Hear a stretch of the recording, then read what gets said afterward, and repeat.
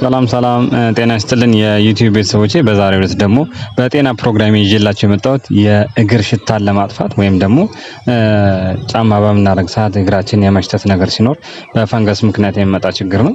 ስለዚህ ይህን ችግር የምናስወግድበት መፍትሄ ይዤላችሁ ነው የመጣሁት። እስከ ቪዲዮ ፍጻሜ መከታተላችሁ እንዳረሱ ለሚያስፈልጋቸው ሰዎችም ሼር እንድታደርጉት ሰብስክራይብ ካላረጋችሁ ሰብስክራይብ ማድረጋችሁ እንዳረሱ።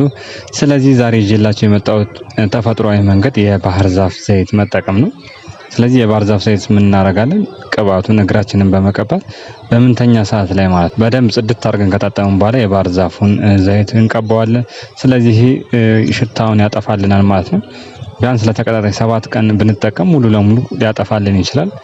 የባህር ዛፍ ዘይት መግዛት ማችሉ ከሆነ ደግሞ በአካባቢው የባህር ዛፍ ቅጠል የሚገኝ ከሆነ ባህር ዛፍ ዘይት በጣም ቀላል ነው፣ ቤታችሁ ማዘጋጀት ትችላላችሁ። መጀመሪያ ማድረግ የምትጠቅሙት የባህር ዛፍ ቅጠሉን ከቆራረጣችሁ በኋላ ትንሽ ውሃ አድርጋችሁ የባህር ዛፍ ቅጠሉን ከዘፈዘፋችሁበት በኋላ በእሳት ስታፈሉ ውሃው የባህር ዛፉን ዘይት ስለሚያወጣው ወይም ደግሞ ወዙን ስለሚያወጣው ወደ ውሃው ይገባል ማለት ነው። ያን ውሃ በእቃ ቆጥባችሁ በመያዝ የባህር ዛፍ ዘይት ይሆናል ማለት ነው። በእቃ ቆጥባችሁ በመያዝ ወይም ደግሞ በእቃ በማጠራቀም ለእግራችሁ ማታ ወይም ደግሞ ካልሲያችሁን አድርጋችሁ በምትወጡበት ሰዓት ወይም ደግሞ ጠዋት ከቤታችሁ በምትወጡ ሰዓት ማለት ነው በመቀባት መፍትሄ ማግኘት ትችላላችሁ ማለት ነው። አዘገጃጀቱም ቀላል ስለሆነ መጠቀም ትችላላችሁ። ተጠቀሙበት። በጣም ወሳኝና ፍቱን መፍትሄ ነው። ለሚያስፈልገው ሰው ሼር ማድረጋችሁ እንዳረሱ። በሌላ ቪዲዮ እስክንገናኝ ባይ ባይ ቻው።